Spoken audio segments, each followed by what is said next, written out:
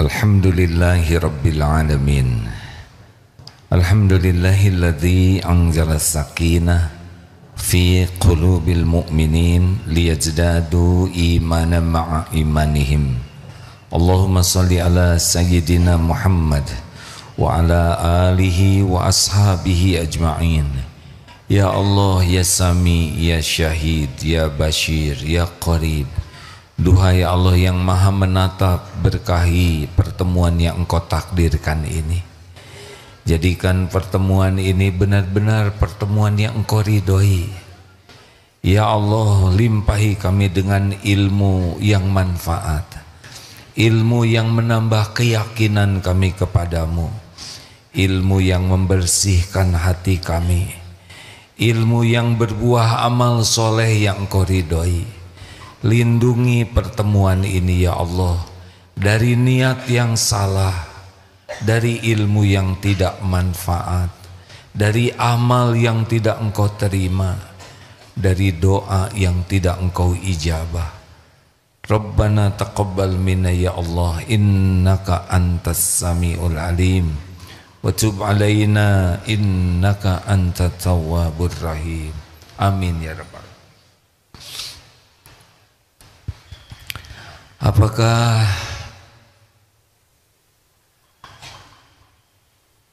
Allah menyaksikan pertemuan ini? Yakin? Adakah yang tersembunyi dari Allah? Apakah Allah tahu siapa diri kita yang sebenarnya? Apakah Allah menyaksikan setiap kita melakukan dosa dan maksiat? Apakah ada balasannya? Kalau saja keyakinan itu selalu ada tanpa ditanya, pasti beda hidupnya. Apakah Allah tahu semua masalah yang sedang kita hadapi? Tahu tidak? Keinginan-keinginan kita Allah tahu, keperluan kita. Siapa yang menggenggam apapun yang kita inginkan? Allah. Mungkinkah sesuatu terjadi tanpa izin Allah? Mungkinkah sesuatu terjadi tanpa izin Allah? Mungkinkah ada nikmat sekecil apapun yang bisa datang kepada kita tanpa izin Allah? Jawab, tidak bisa. Seluruh makhluk janji dan berusaha memberikan satu butir nasi, tapi jika Allah tidak menghendaki, tidak akan pernah terjadi. Tidak akan pernah terjadi. Mungkinkah ada yang bisa menghalangi apa yang Allah kehendaki? Mencegah, menolak? Enggak bisa. Innama amruhu idza arada syai'an ayyaqula lahu kun fayakun. Pokoknya kalau Allah memerintahkan sesuatu pasti terjadi. Tidak bisa dicegah, tidak bisa dihalangi, tidak bisa ditolak, tidak bisa dibelokkan. Penguasa segala-galanya hanya Allah. Terpusat kepada Allah saja, termasuk musibah. Mungkinkah kita bisa tertimpa musibah tanpa izin Allah?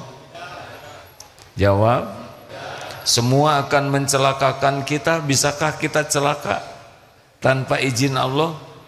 Tidak bisa, tidak bisa. Tidak bisa. Tubuh ini milik Allah sepenuhnya. Nyawa kita Allah yang menguasai. Kita tidak akan luka sekecil apapun tanpa izin Allah. Kita tidak bisa mati kecuali atas perintah Allah. Malaikat maut mencabut di tempat yang ditetapkan Allah dengan cara yang dikehendaki Allah. Adakah yang tersembunyi bagi Allah di alam semesta ini? Keadaan-keadaan di penjara Allah tahu tidak? Tahu tidak? Allah menyaksikan kezoliman yang terjadi? Allah menyaksikan tidak? Tahu tidak? Tahu. Kita tidak pernah sendiri. Jadi dimanapun, di hutan, di padang pasir, di lautan, di dalam peti, semuanya ada dalam pengetahuan Allah, pengawasan Allah, dan ada satu lagi, terjadinya dengan izin Allah. Kalau begitu kenapa harus ada yang menderita? Memang hidup ini ujian. Hidup ini ujian sepenuhnya. Yang nangkap dan yang ditangkap dua-duanya ujian. Yang dipenjara dan yang memenjarakan dua-duanya ujian. Dan dua-duanya nanti akan dipertanggungjawabkan, dituntut di sisi Allah. Itu sholat, itu rajin zikir, ngaji, kok rezekinya sedikit. Sedangkan tetangganya jarang sholat, makan ahli maksiat, kok rezekinya banyak. Pernah lihat begitu? Pernah kepikir begitu? Masalahnya apa? Masalahnya otak kita. Kalau dengar rezeki itu yang kebayang duit. Sudah pasti orang sholat itu rezekinya banyak. Hanya tidak harus uang. Tidak harus rumah megah namanya rezeki. Rezeki orang yang sholat itu, sholatnya itu pun udah rezeki. Zikirnya itu rezeki yang tidak dikasih kepada orang sembarangan. Ini tetangga saya jarang sholat, jarang ke masjid. Kok dia naik pangkat? Memangnya naik pangkat itu tanda kemuliaan? Tanda beratnya ujian. Maka tidak usah silau dengan dunia ini, biasa saja. Nih, majikan dengan pembantu, mana yang diuji? Mana yang diuji, majikan atau pembantu? Dua-duanya. Mana yang lebih berat ujiannya, jadi majikan, jadi pembantu?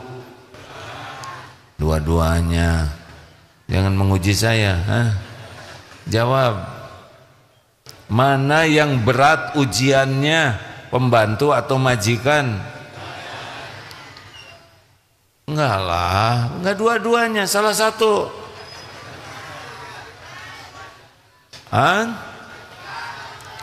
Majikan atau pembantu? Kenapa majikan lebih berat? Karena lebih berpeluang lupa ke Allah. Lebih berpeluang memperturutkan nafsu.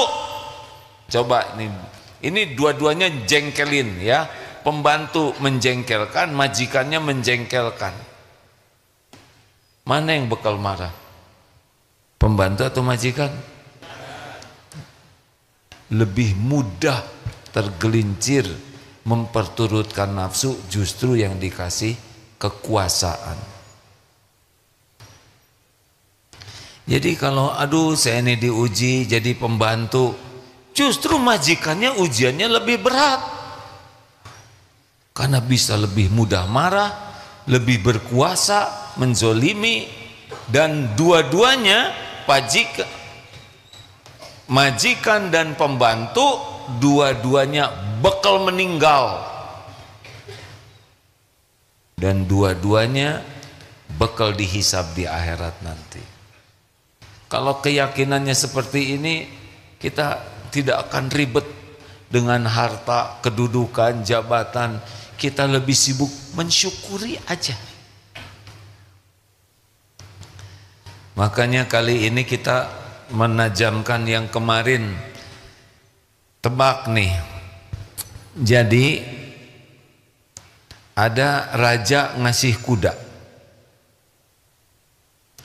Ada yang ketika dikasih kuda, kudanya bagus sekali, indah, bentuknya menawan, sehat.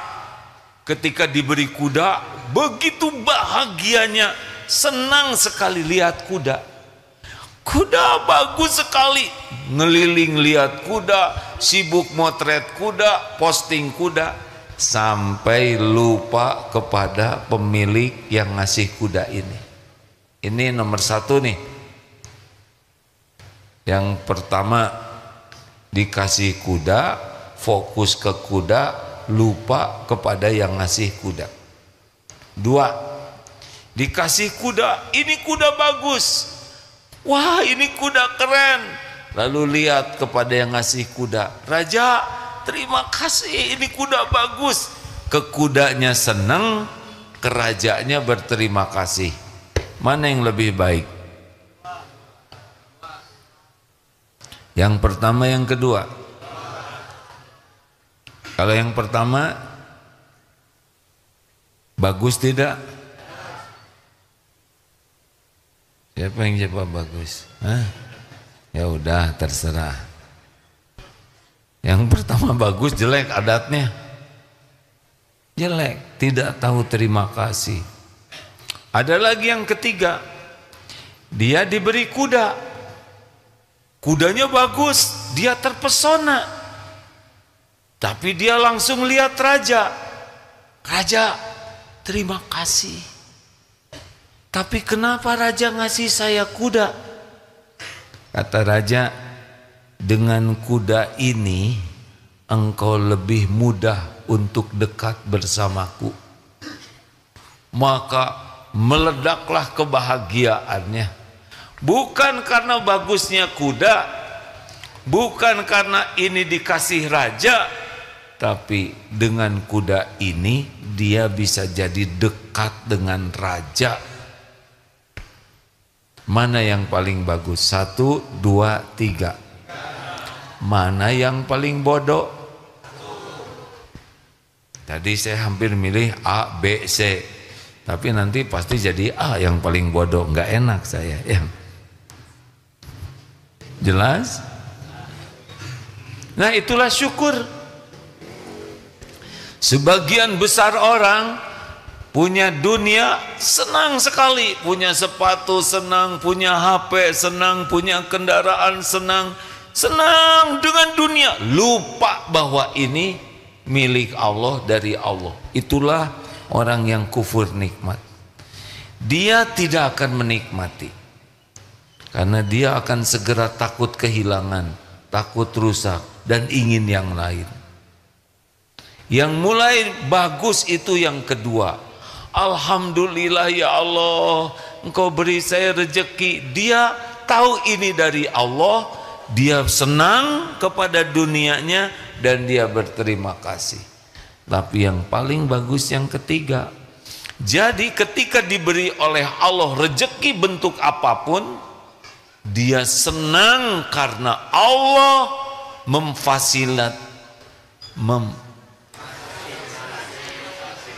memfasilitasi dirinya untuk lekat dengan Allah. Jadi sudah tidak lagi ke bendanya, tapi ke manfaatnya. Jadi Pak, Bu, Allah tahu kita sholatnya tidak khusyuk. Tahu tidak? Sangat tahu. Allah tahu kita jarang ngaji. Giliran ngaji juga lebih banyak diposting daripada ditafakuri. Allah tahu kita sedikit ngajinya. Udah gitu nggak ngerti lagi. Boro-boro mengamalkan, tapi banyak gaya. Merasa paling soleh dengan Quran. Allah tahu kita pelit, Allah tahu kita berlumur maksiat. Allah bukakan beberapa pintu lainnya. Di antaranya dikasih uang lebih. Untuk apa uang lebih? Supaya dia bisa tertolong dengan uang itu dari segala kekurangannya, nambah amalnya. Paham tidak kan? Jadi ketika lihat uang itu, langsung kepikirnya, ini adalah cara Allah menolong saya supaya bisa meningkatkan amal saya. Dikasih jabatan, ini cara Allah menolong saya sehingga dengan jabatan ini saya bisa berbuat banyak kebaikan. dia dimampukan oleh Allah, badannya kuat, jagoan. Ini Allah menolong saya sehingga saya bisa menolong banyak orang. Jadi orang yang ahli syukur itu kalau diberi sesuatu tuh bukan senang dengan sesuatunya, tapi senang dengan sesuatu ini dia bisa jadi dekat dengan Allah. Inilah orang yang cerdas. Jadi kalau dikasih rumah tuh senang, bukan bentuk rumahnya, tapi dengan rumah ini dia bisa ibadah lebih bagus, bisa menjamu tamu, bisa nolong orang. Yang kepikir adalah bagaimana rumah ini mendekatkan dia dengan Allah dengan cara bermanfaat bagi makhluk Allahnya. Ditakdirkan bisa hafal Quran, tahsinnya bagus, dia gembira karena dia tahu saya bisa baca Quran, saya bisa hafal Quran, ini Allah yang ngasih. Ladang amal, boro-boro ingin dipuji orang, semangatnya ngajarin orang. Bapak belum bisa baca Quran, saya punya waktu Pak, ayo saya ajarin, tapi saya nggak punya uang buat bayarnya. Gak usah ragu Pak, saya sudah lebih dari cukup.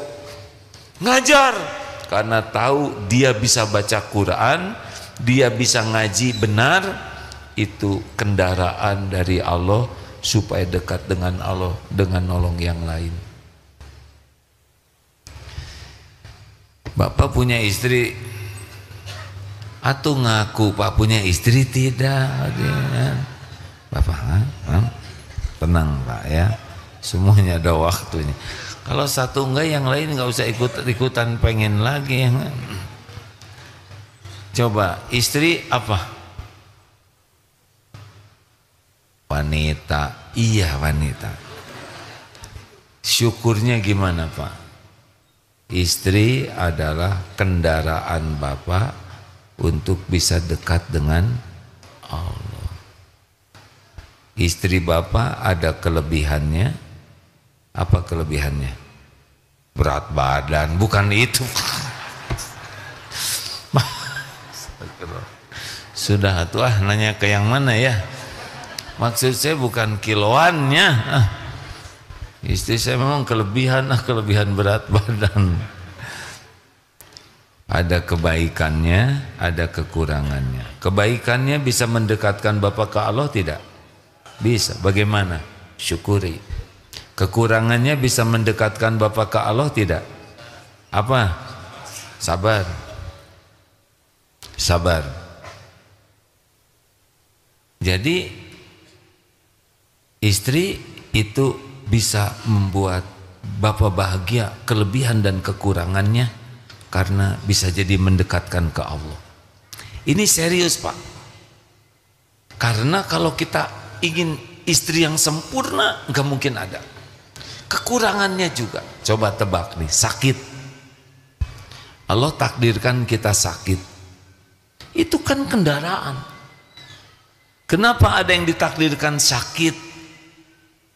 Dia tetap bersyukur ke Allah karena dia tahu dengan sakit ini dosanya berguguran bagai gugurnya daun-daun. Dengan sakit ini faman radiya falahu ridho. Allah berkeridho kepada dirinya kalau dia ridho. Dengan sakit ini dia dapat pahala yang tidak terkejar oleh ibadahnya kalau dia sabar. Begitu. Pernah dengar yang asalnya sedih jadi bahagia padahal tidak diapa-apain? Jadi ada yang ibu-ibu minta nasihat karena beliau keguguran, nangis. Musibah saya bertubi-tubi. Saya ini termasuk yang telat nikah. Siapa yang telat nikah? Tapi saya nggak ngomong gitu dalam hati. Orang lagi sedih langsung digituin, nanti kecewa. Tidak telat, karena waktunya aja itu. Saya nikah sesudah umur kepala 4. Sebetulnya mau kepala 4, kepala 5, kepala pundak, lutut kaki, semuanya adalah Allah yang ngatur. Tidak ada yang nikahnya telat. Telat itu versi kita. Apa yang Allah tetapkan kejadian pada waktunya. Tahu nggak? Nggak tahu kan, baru cerita ya. Udah gitu saya hamil, keguguran terus. Ternyata udah itu rahim saya diambil, dioperasi karena ada kista atau apalah ya, sehingga saya tidak punya rahim. Saya tidak mungkin jadi seorang ibu. Nangis, gak usah dipotong kalau lagi curhat nangis tuh ya. Gitu-gitu nggak boleh gitu ya. Kita nggak boleh menggampangkan perasaan orang. Sedih dengar, bayangkan saya disuruh ngebayangin. Tapi ya saya bayang-bayanginnya semampu saya. Udah mas saya tambah umur, saya nggak punya rahim, saya nggak mungkin punya anak. Saya merasa benar-benar hancur hidup saya. Aduh. Jadi saya bisa memahami Bu, Ibu pasti sedih. Iya saya sedih sekali. Boleh saya nanya sesuatu? Apa? Jantung Ibu bagaimana? Normal tidak atau ada kelainan jantung? Alhamdulillah jantung saya normal. Kalau paru-paru mungkin TBC atau enggak, normal alhamdulillah. Mungkin sumsum tulang belakang ada kelainan, alhamdulillah normal. Atau mungkin ingatan Ibu ada daya ingat, jangan gitu, alhamdulillah normal. Ginjal normal semua, alhamdulillah ya untung cuman itu aja. Ulang weh. Sebetulnya agak dibuat dramatis ya ngobrolnya.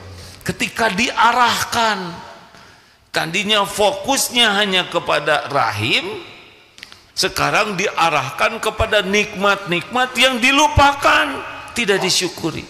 Ketika fokus kepada nikmat, maka ternyata penderitaannya jadi lebih kecil. Itu juga syukur. Rumah Bapak besar atau kecil? Gus, rumahnya besar atau kecil? Bah, Tegaduh, Aki, rumahnya besar atau kecil? Menurut saya besar. Besar kecil tahu tidak apa yang menentukan ukuran rumah? Pembanding rasa syukur. Makanya bagus sekali yang merasa rumahnya kecil masuk ke penjara. Rasakan udah sempit, berdesak-desak, toiletnya susah, panas, berbagai karakter, niscaya akan tambah syukurnya. Jadi salah satu yang membuat kita syukur, cari pembanding. Makanya kalau jalan-jalan lihat yang kaya-kaya, kita jadi miskin. Lihat rumah-rumah bagus, rumah jadi peti. Bagusnya jalan-jalan tuh ke ICU, ruang gawat darurat, penjara, ke pemukiman kumuh, atau yang paling bagus itu ke Astana Anyar, ya, pekuburan. Sebetulnya ada ide nih di Darut Tauhid ini dibuat sebuah liang lahat, nanti digilir itu, masukkan ke dalam, ya seminggu aja, beberapa jam aja, supaya tahu. Dulu kan Pak Presiden Prabowo membawa kabinetnya latihan kemiliteran ya, bagus, udah. Saya mau menyarankan nih kalau Pak Prabowo dengar, bawa ke penjara, masukkan itu para menteri, dirjen,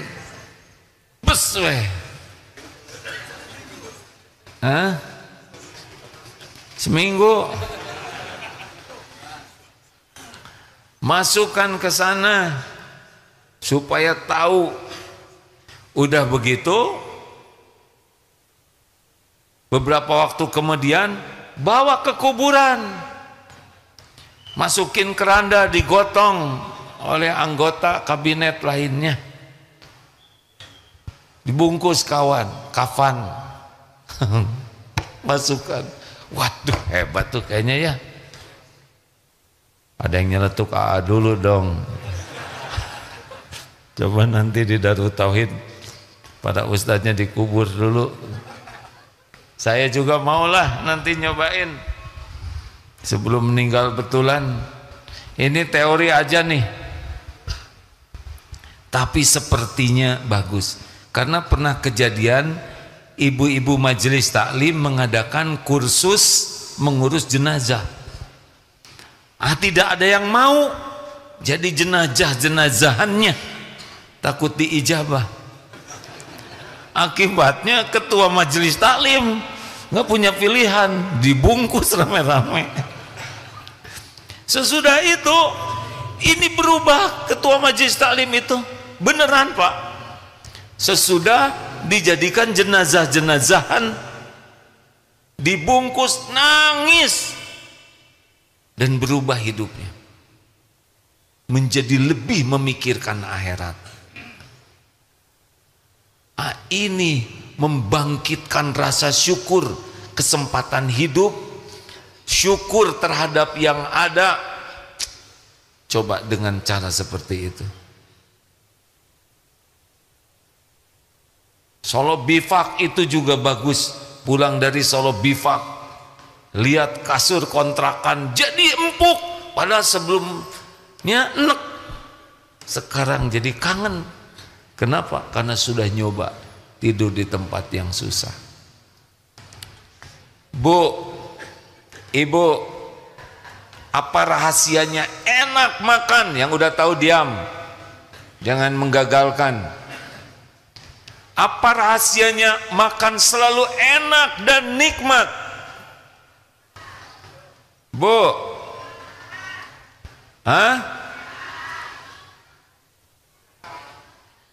lapar, benar. Salah satu cara supaya kita selalu nikmat makan adalah sering puasa, saum, sering lapar. Kalau udah lapar nih kemis nih ya, dikasih sedikit air saja nikmat, dikasih kurma satu bakul aja nikmat.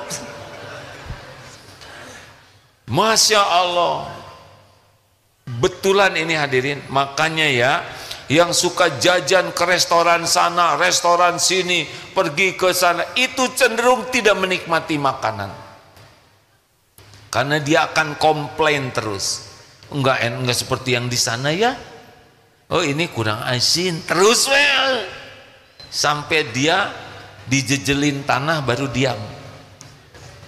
Mengerti? Baru berhenti komplain kalau udah mati.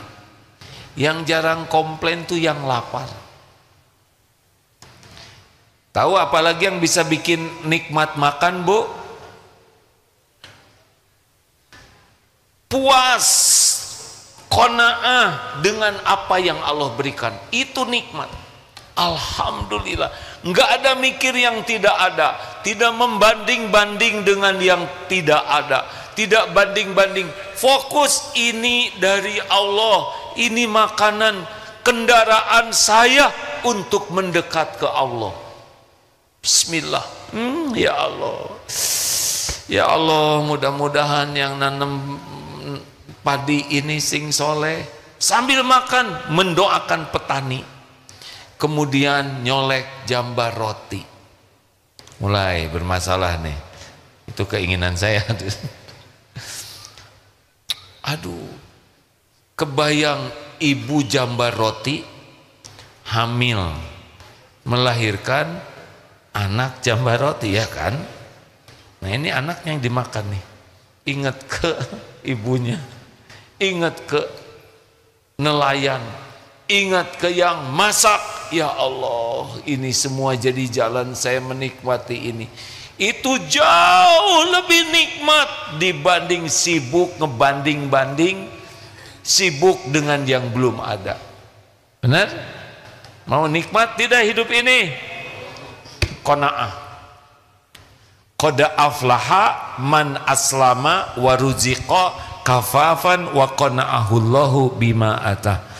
Amat sangat beruntung, bahagia orang Islam cukup rezekinya dan qanaah dengan apa yang Allah berikan, puas. Nah, sudah belajar puas dengan apa yang ada, ya. Ini adalah beberapa hal-hal yang bisa dilakukan meningkatkan rasa syukur. Puas. Bahkan dalam situasi pahit getir juga kita tetap yakin kepahitan ini kendaraan untuk mendekat ke Allah. Tidak usah komplain dengan keadaan seberat apapun, terima. Faman rodiya falahur ridho. Walaupun sangat tidak cocok dengan keinginan, terima. Ya Allah, saya terima ujian ini. Qaddarullah wa ma syaa fa'al. Ini sudah takdirmu, saya terima. Pasti takdir ini adalah yang terbaik menurutmu. Ya Allah, ampuni segala dosa saya yang mengundang kepahitan ini, dan saya bersyukur betapa banyak nikmat lainnya yang Engkau beri. Jangan fokus ke yang sakitnya aja. Alhamdulillah, alhamdulillah. Ingat dokter Asep pernah cerita pasien yang sudah koma tapi ibu bapaknya bersyukur terus. Anaknya koma tapi bersyukur karena masih nafas. Jadi bukan tidak sadarnya yang jadi fokus pikiran, tapi nafasnya masih ada nyawa. Lalu bersyukur masih ada rumah sakit yang buka. Bersyukur ada dokter yang mau merawat. Bersyukur ada ruang operasinya. Bersyukur ada peralatannya. Jadi bukan fokus kepada anaknya yang lagi koma, tapi fokus kepada nikmat-nikmat Allah lainnya. Tahu Pak yang terjadi apa? Halo, tahu tidak si bapak ini alhamdulillah terus? Tahu tidak? Allah mendengar tidak? Allah tahu bapak ini fokus kepada karunia Allah. La in syakartum la azidannakum. Kata dokter Asep, ini anak ini kans untuk selamatnya setengah. Jadi besar kemungkinan tidak tertolong. Tapi sekarang sudah sekolah lagi. Allah mengetahui ibu bapak ini ahli syukur. Jadi dalam kepahitan sesulit apapun pasti ada hikmah. Jangan sampai fokus kepada kepahitannya, kepada yang tidak cocoknya, kepada yang tidak sesuai harapan, tapi lihat nikmat-nikmat lain.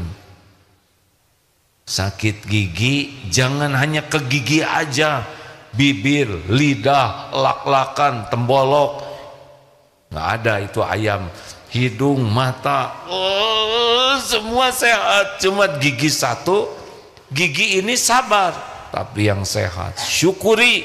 Masih ada rumah, masih ada keluarga, masih ada tempat bersahabat, masih ada waktu luang. Oh, fabi ayyi ala'i rabbikuma tukadziban.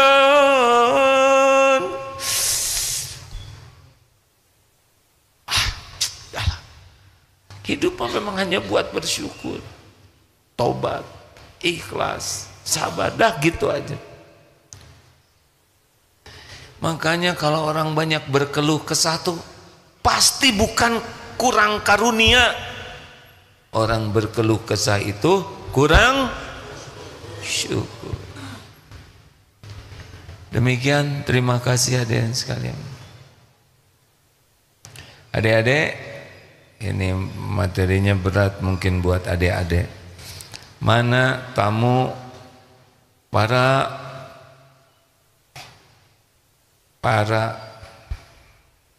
peserta kemerdekaan Bank DKI Jakarta pensiunan ini terima 109 Bagaimana rasanya jadi pensiunan? Bahagia atau menderita? Awas nyebut menderita. Hah? Mana mama pensiunin? Ibu juga udah pensiun. Oh, bagus Bu. Aneh banyak orang yang takut pensiun. Padahal takut tidak takut tetap bakal pensiun. Tahu nggak Pak, kalau Bapak nggak pensiun apa yang terjadi? Orang-orang sekantor enek lihat kita deh. Iya Pak, karena menghalangi pensiun. Rezeki berkurang tidak? Mungkin gaji berkurang, tapi rezeki waktu luang untuk ibadah meningkat. Rezeki tidak ribet dengan omongan orang-orang yang suka menjerumuskan. Bapak ngantor banyak, maaf ya, kalau Bapak jadi pejabat dideketin orang bukan karena suka sama Bapak, enggak, sebetulnya dia enek sama Bapak tuh yang, tapi ada maunya dari dia. Sekarang pensiunan Bapak punya kawan sejati, ya kan? Ya itu sesama pensiunan lagi, ya enggak? Yang enggak punya kawan aman Pak. Kalau udah pensiun nggak ada kepentingan orang berkawan dengan kita kecuali sama-sama senasib. Syukurin Pak, dulu ke masjid ada susah, sekarang mau kemana lagi selain ke masjid? Gak banyak urusan. Berapa umurnya pensiun di sana Pak? 56. Udah berapa tahun ini pensiunnya? Mana yang 10? Masih hidup? Wow. Berarti bukan kantor yang menjamin, ya. Bagus, terima kasih. 10 berarti udah 66 sekarang. Udah bonus 3. Tobat, Pak, ya.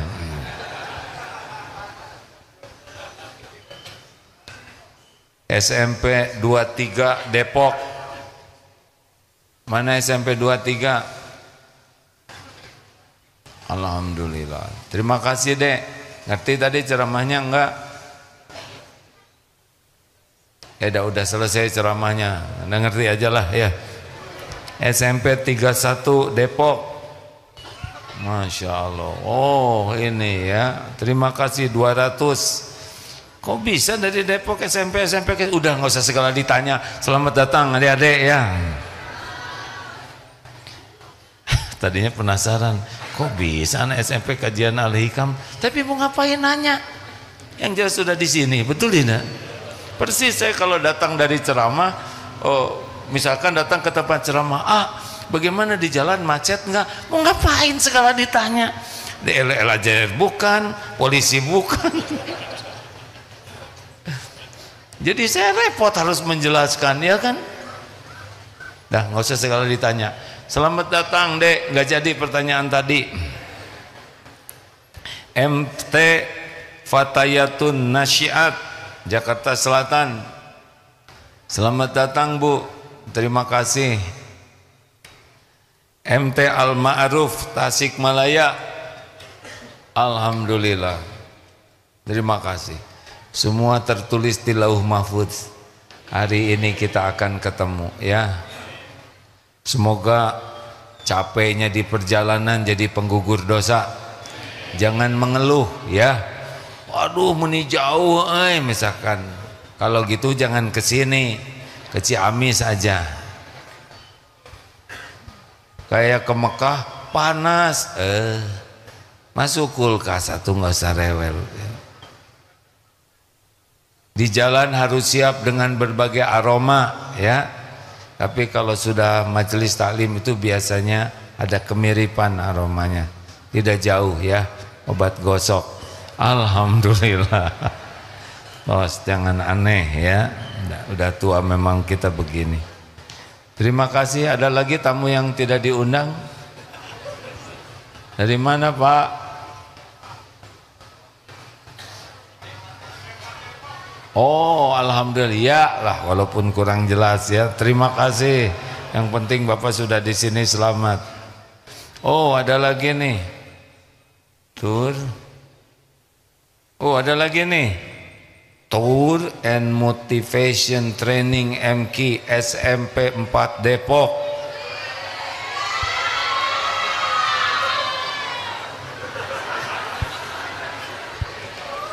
Begini kalau baru di training Pak ya, masih panas ya.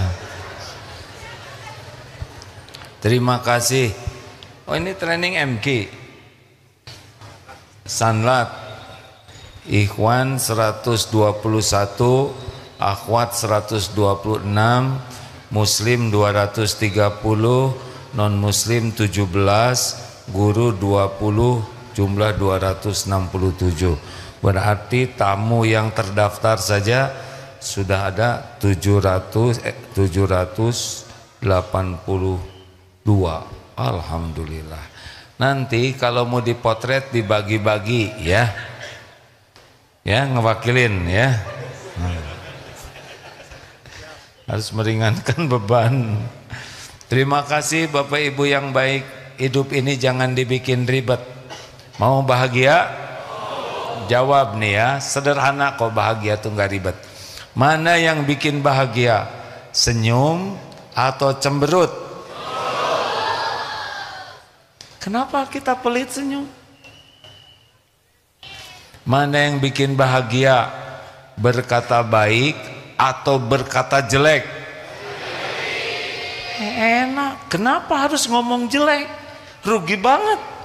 Kita ngomong jelek itu kita merusak diri kita sendiri, merusak kebersamaan, merusak kebahagiaan, merusak kesehatan. Tebak, mana yang bisa bikin bahagia? Mudah marah, marah-marah, atau bisa menahan marah? Mau ngapain marah-marahan? Mau ngapain kita hancurkan diri kita, kita rusak diri kita, kita turunkan martabat kita, kita dibenci oleh orang-orang, kita habiskan pahala membayar orang yang kita sakiti, kita angkut dosa orang gara-gara kita sakiti.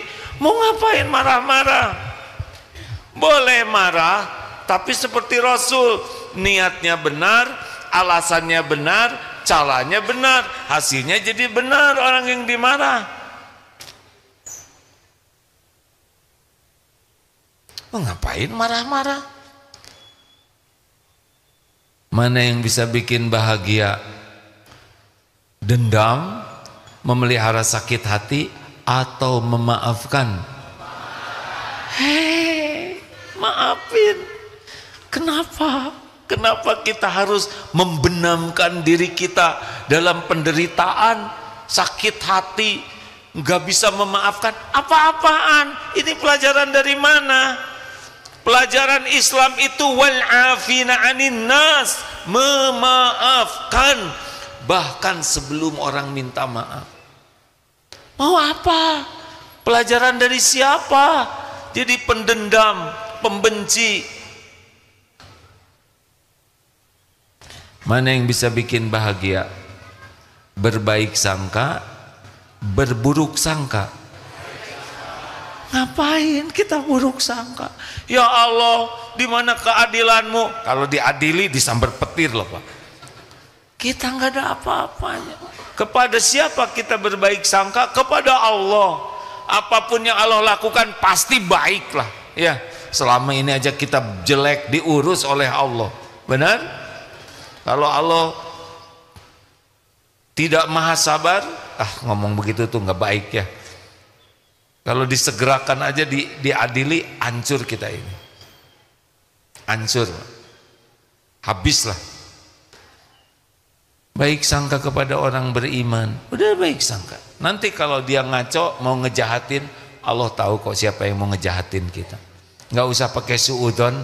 Kalau kita nanti dikehendaki Allah tahu, bekal tahu. Yang ngebuka menutup tahu tidak tahu itu adalah Allah. Tenang, husnuzon, ya enak. Mana yang bisa bikin bahagia? Pelit, koret, kedekut, buntut kasir, atau senang sedekah? Oh, senang sedekah itu enak. Pelit itu seperti pakai baju besi yang makin makanya orang-orang yang pelit tidak ada bahagianya.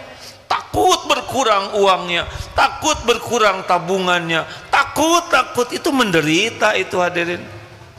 Kalau orang suka sedekah, dibuka hatinya oleh Allah, nanti diperlihatkan oleh Allah balasan-balasannya. Tenang, rezekinya selalu ada, tiap perlu ada, dia nggak kepikir juga nanti ada. Allah udah tahu kok keperluan kita. Pertanyaannya, kenapa kok kita milih yang terbaliknya dari yang Allah sukai? Coba mana yang bikin bahagia, tahajud atau tidur? Tahajud. Kalau tahajud itu bekal bahagia. Baca Quran atau sering baca medsos? Yang punya bahagia itu Allah. Allah lihat kita baca Quran, Allah kita lihat medsos. Memang yang dilihatnya lawakan-lawakan, lucu, ketawa ketiwi. Waktu lihat ketawa, selesai lucu, mulai pusing lagi. Lah yang melawaknya aja pada stres.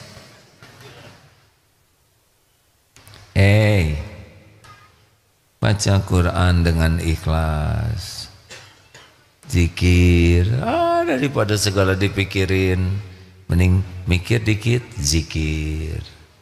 Enak hadirin. Bahagia itu tidak ribet, bahagia itu ada pada amal soleh. Niatnya lillahi ta'ala, yang dilakukannya benar, udah gitu aja. Kenapa kita selama ini susah? Karena kita dua hal. Satu, belum paham ilmunya karena nggak mau belajar. Yang kedua, kita kalah oleh nafsu.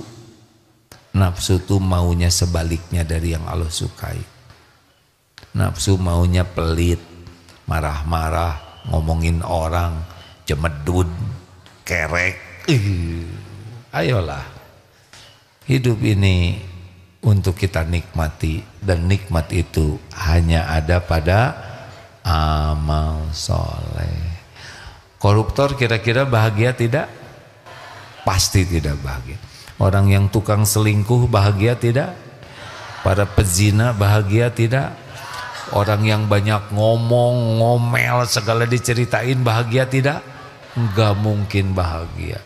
Orang bahagia itu kelihatan. Falyakul khairon auliyasmut, berkata baik atau diam. Terima kasih Bapak Ibu sekalian. Akhirnya 1 jam juga. Ada pertanyaan? Jangan mempersulit orang lain. Terima kasih ya. Dah, amalkan aja lah ya. Cari ilmu, amalkan. Relax saja lah, tenang saja. Ada Allah yang menguasai segala-galanya. Pasti diuji, pasti ada yang gak enak. Bagaimana kalau saya lagi diuji? Ridho, istighfar, syukur, ikhtiar, doa, tawakal. Ngalir sajalah. Kayak malam, jangan nungguin pagi. Kalau malam lagi gelap, tahajud. Nanti pagi ada waktunya. Ada waktunya semuanya. Ada waktunya. Ya. Kenapa pensiunan melongo gitu lihat saya? Sama-sama pensiunan ya. Saya juga pensiun kalau 56 berarti sudah 7 tahun yang lalu. Tapi nggak jelas saya pensiunnya kapan. Sepanjang ada umur kita belum pensiun untuk berbuat kebaikan, betul? Pensiun hanya masalah dunia bagi kita. Pensiun itu kalau sudah akhir hayat. Allahumma salli ala Sayyidina Muhammad wa ala alihi wa ashabihi ajma'in. Alhamdulillahi Rabbil Alamin. Ya Allah, Allahumma a'inna ala zikrika wa syukrika wa husni ibadatik. Ya Allah, wahai Allah, tolonglah kami. Jadikan kami menjadi hamba yang selalu ingat padamu.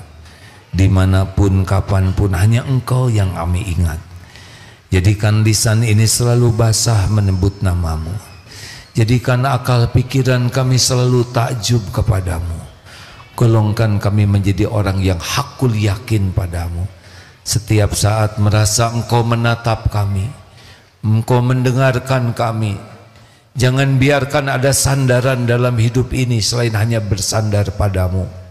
Jangan biarkan kami memelas, menghibah, memohon kecuali hanya padamu ya Allah. Ya Allah, jangan biarkan kami mengetuk pintu selain pintu ridho-Mu. Bersihkan hati kami dari berharap kepada siapapun selain berharap hanya padamu. Allahumma ja'alna minal mutawakkilin. Jadikan kami menjadi ahli tawakal. Allahumma ja'alna minal muttaqin.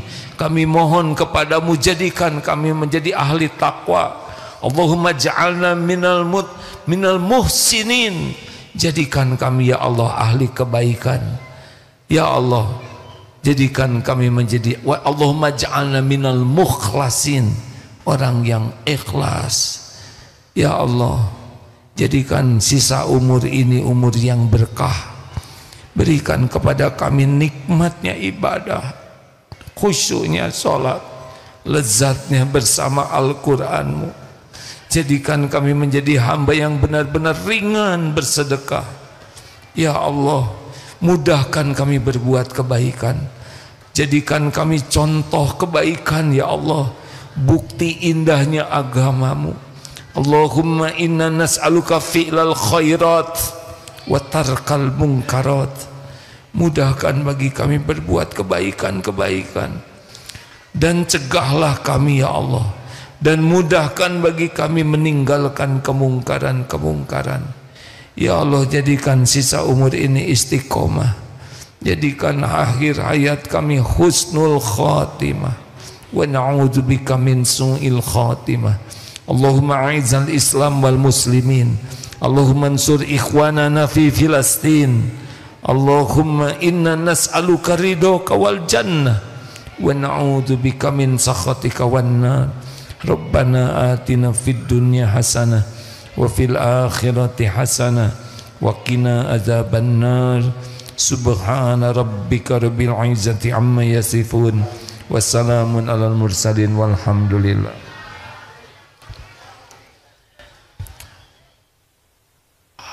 Memang kajian Al-Hikam ini biasanya untuk orang yang sudah cukup dewasa, Pak. Jadi anak-anak mungkin berat, tapi kalau Allah menolong, mudah-mudahan ini pun bisa dipahami. Subhanakallahumma bihamdik, asyhadu alla ilaha illa anta, astaghfiruka wa atubu ilaik. Assalamualaikum warahmatullahi wabarakatuh.